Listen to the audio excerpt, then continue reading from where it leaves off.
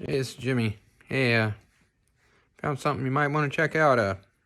It's a little AR history here for you.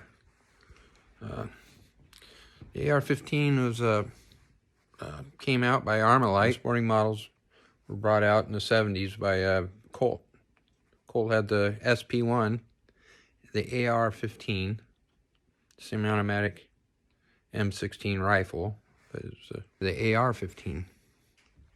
Anyways, at the time, Colt was the only one actually building them, and there was starting to be quite a market coming along. People were like sporting guns like that and stuff. Two other companies, DPMS and Olympic Arms, they started producing them also. Olympic Arms is from Washington State, up by Olympia, Oregon. Olympic Arms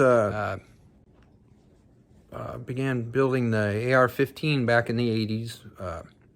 Schuetzen Gun Works in Olympic, Washington.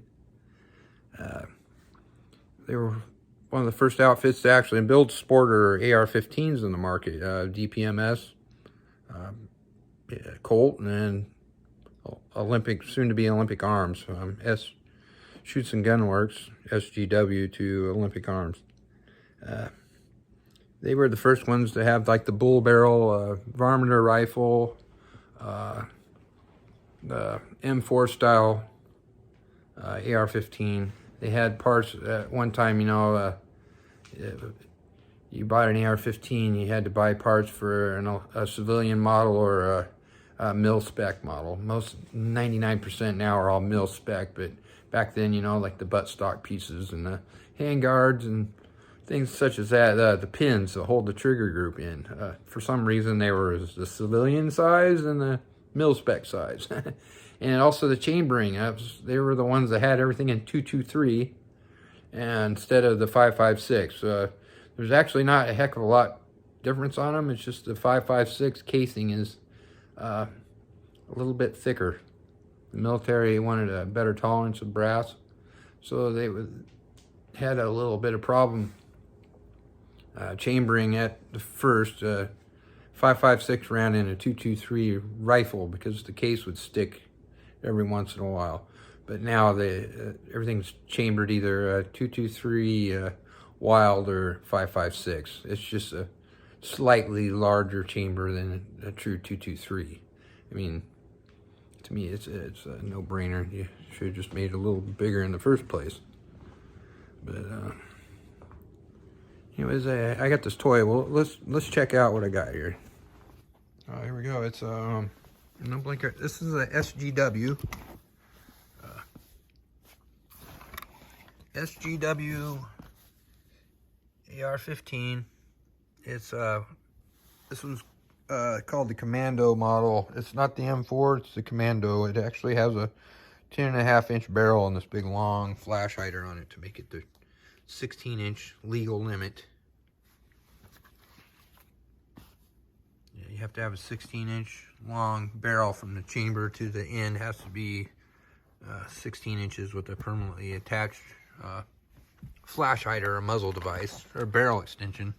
They had a lot of rules back in the day when they first started this assault weapons ban. This would be what you call a pre-ban rifle.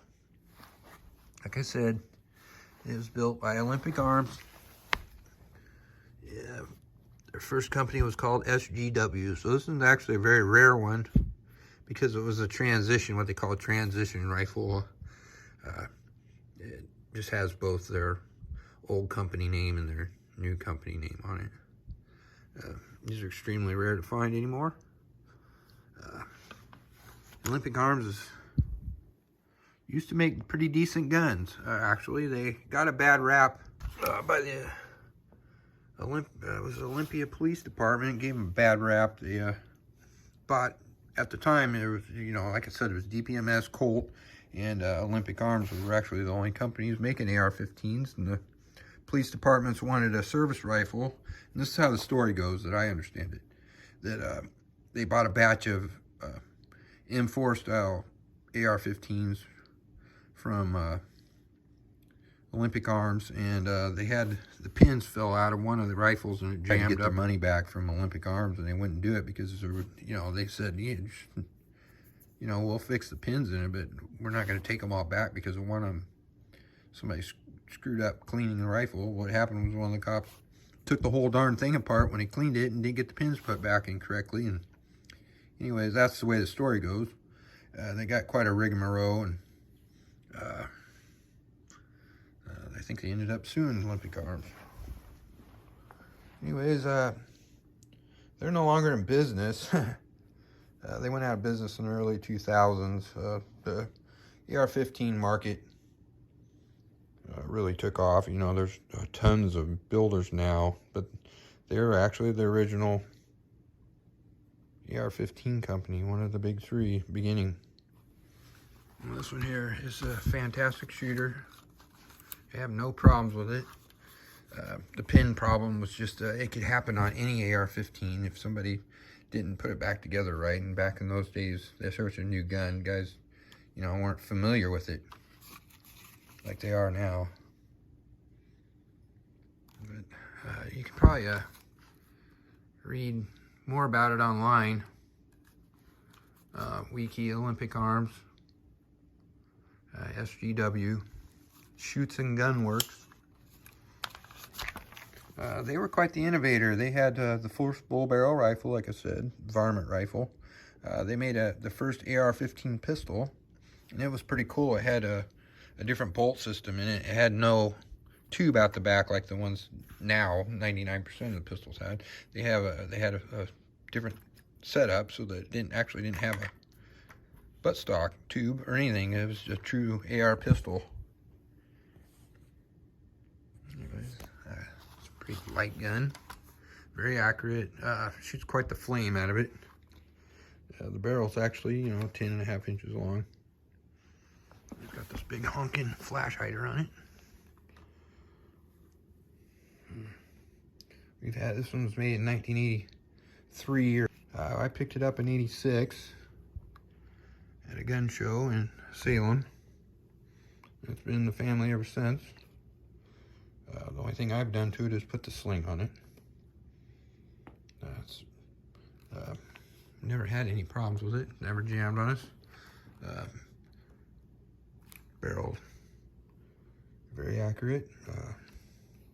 Never had any problems with the trigger group, anything. It's a decent gun.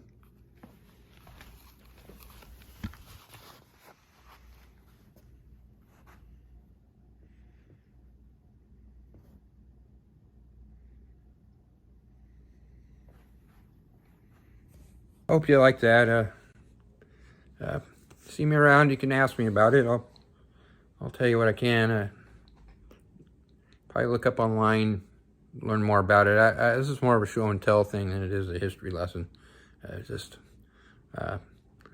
like making videos and showing off some of the toys I got, and hoping maybe you guys like checking it out too. I mean, I love cars, I love guns, I love drones, so I'd love to see stuff that other people have. I just like looking at stuff, you know, different things. It's fun. Anyways, I hope you enjoyed it. Thanks.